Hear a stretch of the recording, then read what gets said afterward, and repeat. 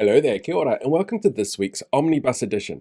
It is a bit of a short week in terms of content, but it's the start of 2025. I can't be expected to do everything all at once.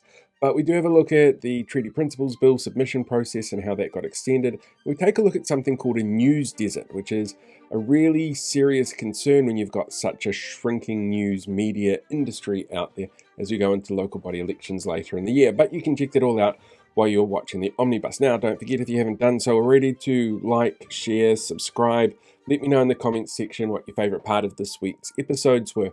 And if you're really bored because it's Sunday, you can now check out this week's newsletter, which goes out for paid subscribers on the Friday and gets made available for free on the Sunday for everybody else. This week we're talking about right-wing trolls coming out of the woodwork and copyright infringement. It's a fascinating crossover of topics, and you can find that linked in my bio. All right, let's jump in to this week's Omnibus.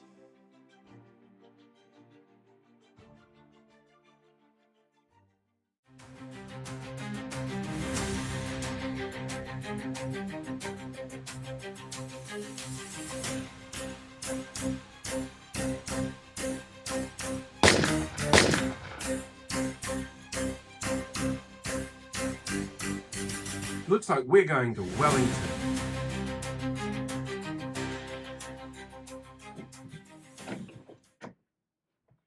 Hello there, kia ora.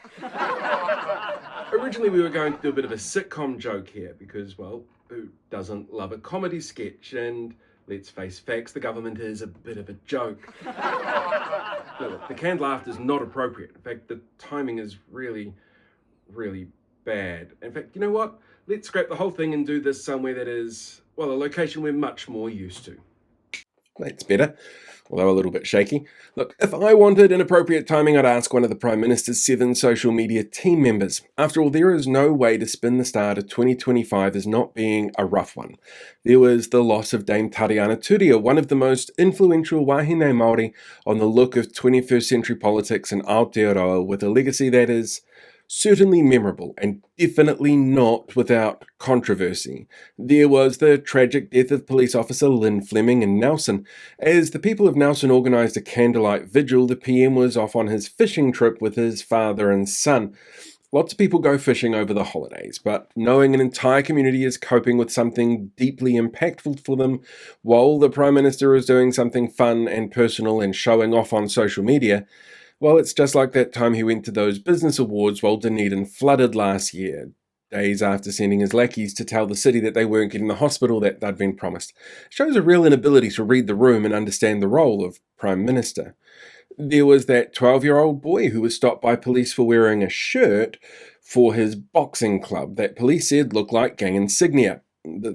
Like this Under Armour hat here, actually, that we found in Onehunga yesterday, but, on somebody with brown skin.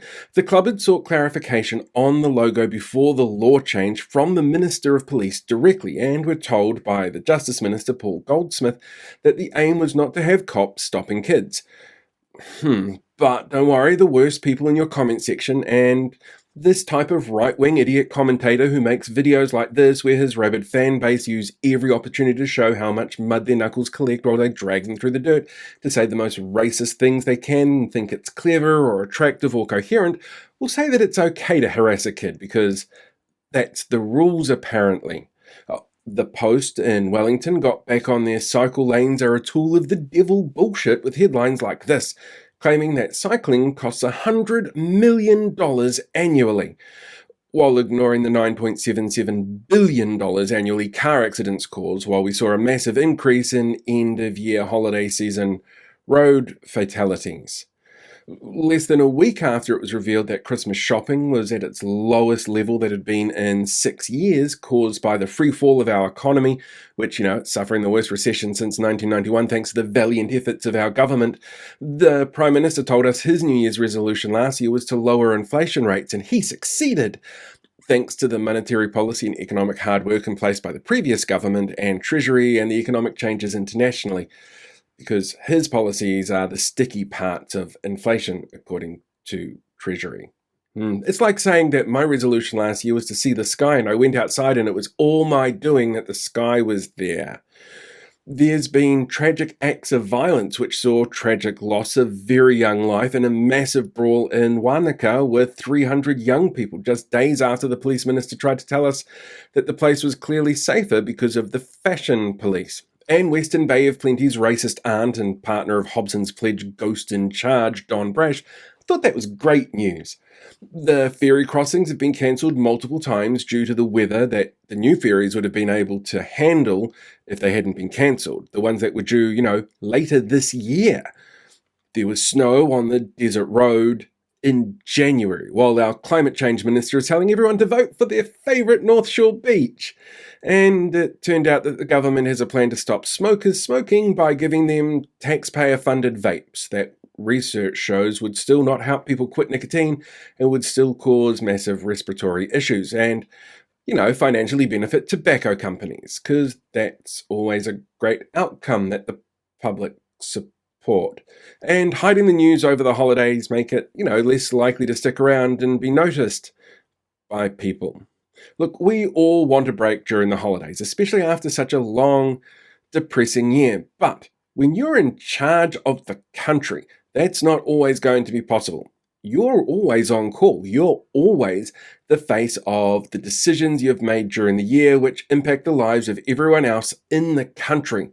It's a worrying sign that kicking off 2025, we're already seeing signs of more chaos, more ambivalence to the public, and more evidence that ignoring data and research to push the ideological changes that we've seen so far are leading to exactly the issues that the data and research said they would. Which is a really worrying sign for the year ahead for all of us. Hello there, kia ora. Did you know that there's an election on this year? Or that you might be in one of the parts of the country that will get no media coverage for that election? And that campaigning's actually already begun in ways that you might not necessarily realise, and mainstream media is complicit in some of those campaigns. So let's start with the obvious here. There's a local body election happening all over the Motu on October 11. Sure, that is ages away at the moment, and the only places that are going to be missing out are Tauranga because they had theirs last year. But part of our problem is the fact that the election is so far away and there's a lot of stuff that happens between now and then. And we have a shrinking field of local media to be able to cover everything, which means that we're seeing fewer local media outlets and less ways of getting people to pay attention to local body elections. Last year, we saw NZME, the owners of the notoriously left-wing range of media, the New Zealand Herald and News Talk ZB, shut down 14 local newspapers, citing an inability to get funding from advertising from an audience that they helped talk into voting for the political parties that have sunk the country into the worst economic recession since the early 90s. Such an awful, completely unforeseeable issue. Anyway, the closure of those 14 papers covered huge parts of Aotearoa. These included areas like Waipa, Tairāwhiti, Stratford, the Central North Island Lake District, National Park, and a heap more. On top of that, in 2018, Stuff also sold or closed 28 local papers, and their absence creates something that we call news deserts, areas without local news. When you watch a major news bulletin on TV or stream it online or see news headlines from major publications, chances are that they're going to focus on population-dense areas because the news has more impact on more people there, or the advertising money will have more impact on people there.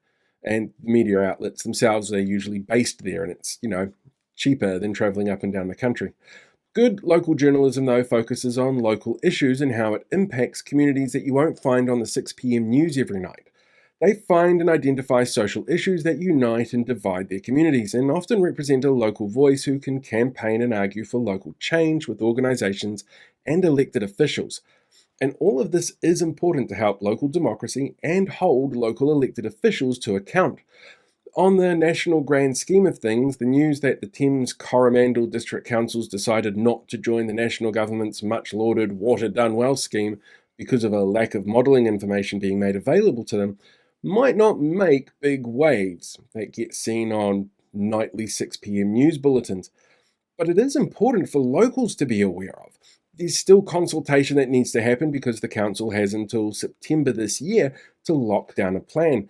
And without local media to cover this and keep local communities informed, it becomes a far more difficult task to reach people within local communities. Social media has only got so much reach and impacts some communities more than others in very different demographics to traditional media. And examples like this are occurring all over the country.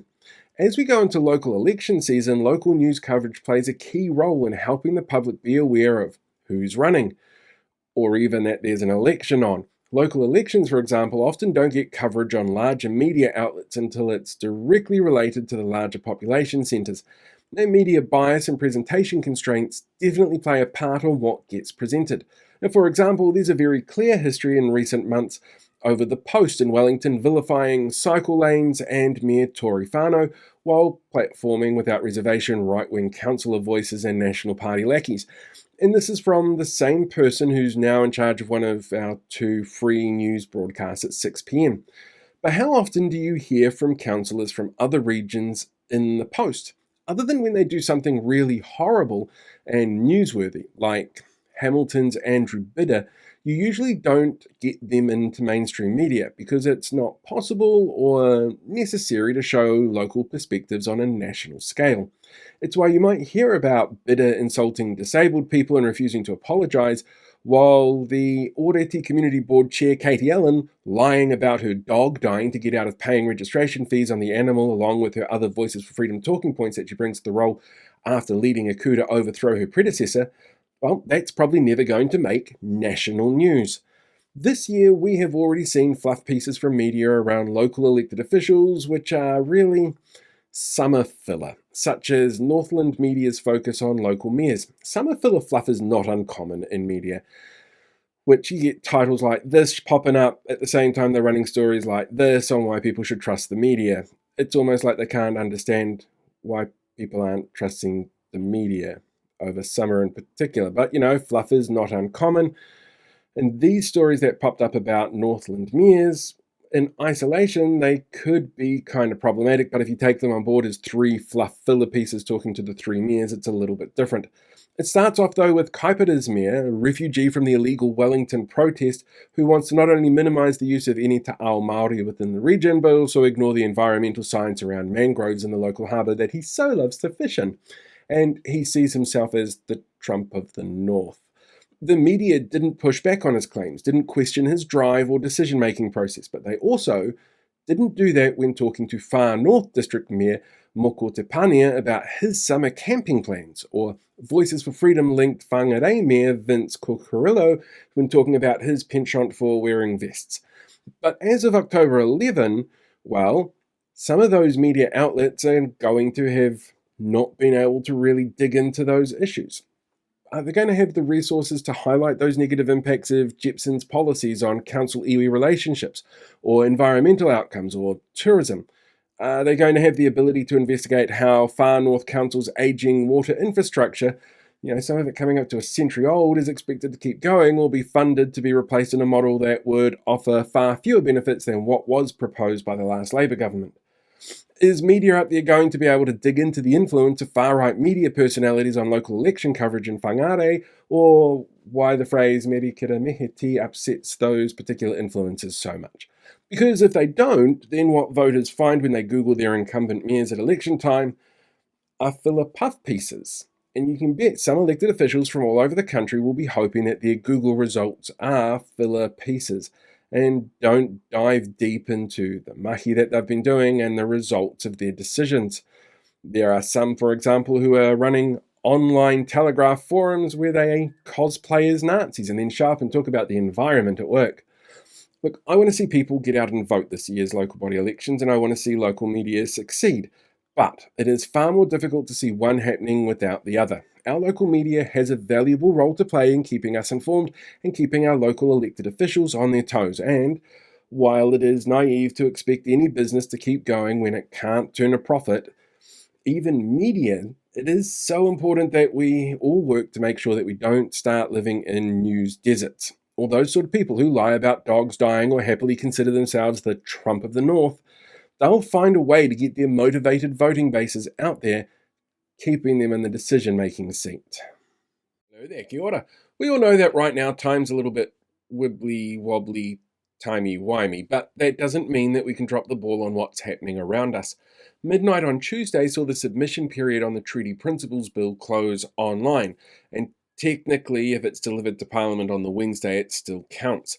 There were technical issues with volume, though. That means that there might be some leeway in getting your submission submitted online, as long as you're able to prove that you are impacted by these issues that cropped up due to the volume amounts of people that were trying to submit. And if that's the case, then you need to directly contact Parliament. You can do that through their website, have a chat to them and see if they can advise on what happens next. But make sure you don't assume that there's going to be an extension on submissions until Parliament announce it directly, even though some media have said it's a possibility. Experts here are saying that they believe this might be our most submitted on bill of all time, but we won't know the final numbers until the committee publishes them. There's a lot of factors as well on how they're counted. According to Otago University Professor of Public Law Andrew Geddes, copy-pasted submissions are counted as one submission, and with organisers on both sides of the debate having organised and encouraged different submission types, there's bound to be a few of these in the mix. Like this form letter that's on the ACT Party Treaty Principles website, the one that David Seymour's been claiming is the only source of truth about the bill. Anyone who submitted this won't have it counted as an individual submission if they use the same text that's provided. What a shame. Anyway, we also need to remember that there are constantly other changes in bills that require feedback in one way or another. And if you're not too distracted by, the fluff piece on RNZ and every other media outlet about Amanda Luxon and her mutual love of dancing with the Prime Minister, then you'll find a full list of upcoming bill submissions heading to Select Committee on the Parliamentary website. But there are other processes you should look at as well. On January 13, feedback on the Regulatory Standards Bill closes, but this isn't through the Parliament website. This is being done through a consulting process because the Ministry of Regulation has 4 times the staff of the Productivity Commission and are some of the highest paid public sector workers. So of course they should be doing this work for themselves. Considering Seymour has constantly taken potshots at what he deems over-regulation, and ignored questions around how regulation or lack thereof impacts the leaky building crisis, Pike River mine, workplace deaths in forestry and farming, finance company collapses, unsafe aged care and dangerous adventure tourism, there should be alarm bells ringing here for all of us. The bill itself will result in major constitutional changes, changing our legislative and judicial systems. Overhauls that enshrine the rigid legal frameworks that prioritise individual and property rights, reduce the government's ability to protect the environment and people, and undercut te tiriti-based initiatives and agreements because of the whole individual versus collective property rights thing that I mentioned earlier. The brainchild of New Zealand Initiative, the organisation that was run until 2020 by a far-right blogger who talked about incel ideology and sexual exploitation scandals that he felt he was missing out on. It's so weird how these neoliberal organisations with links to other neoliberal organisations within the country seem to attract people that on alarming regular basis raise questions like, why are these people involved? And nobody involved seems to stop and ask why that might be. Anyway, the way to give feedback on this bill is through the engagement hub on the Ministry of Regulation website. It's so important it's currently the second thing on the page behind dobbing people in, because remember, snitches get ACT Party caucus seats, probably.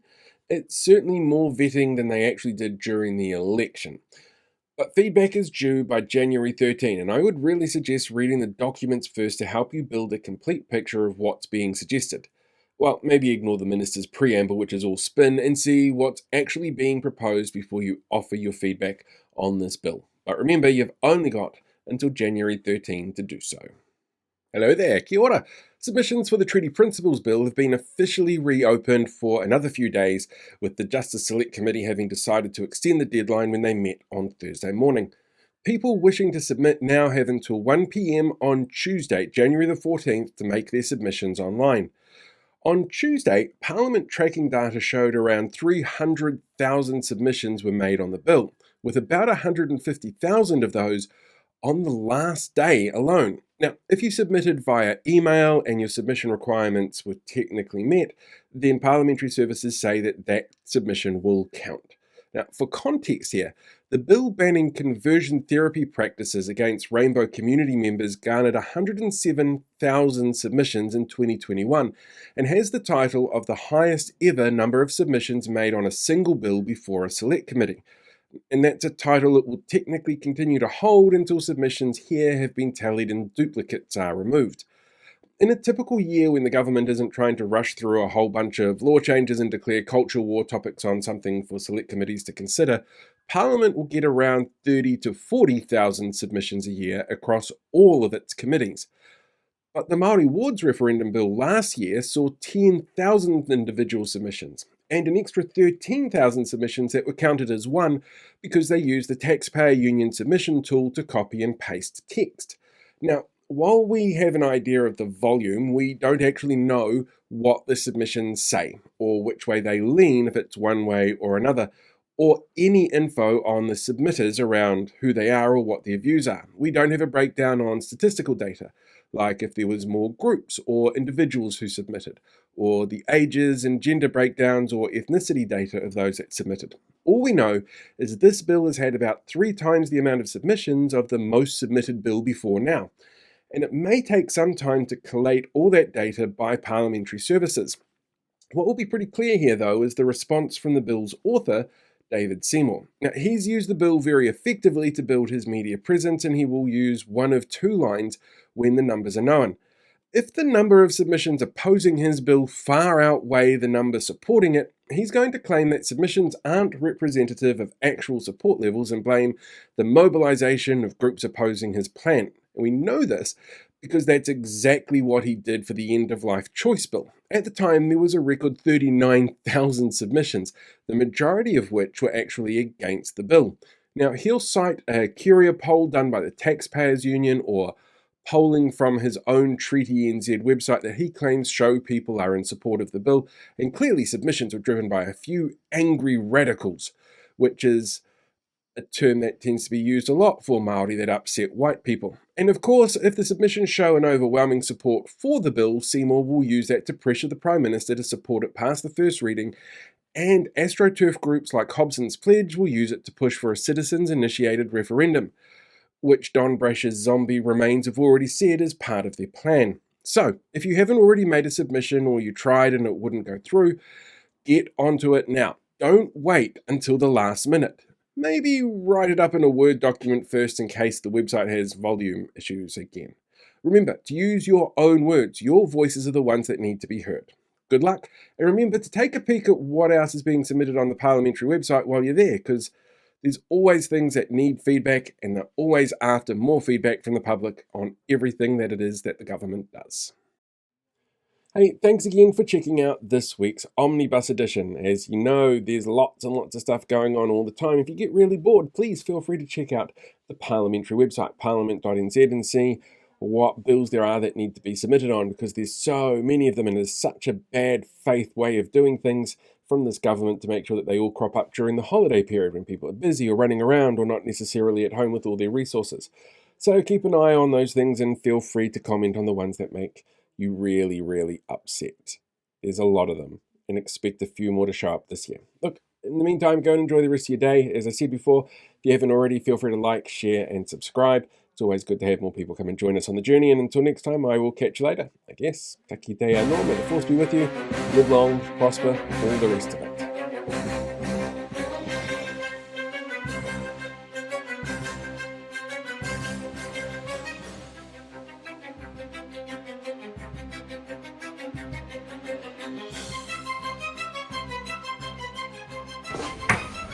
Is it secret? Is it safe?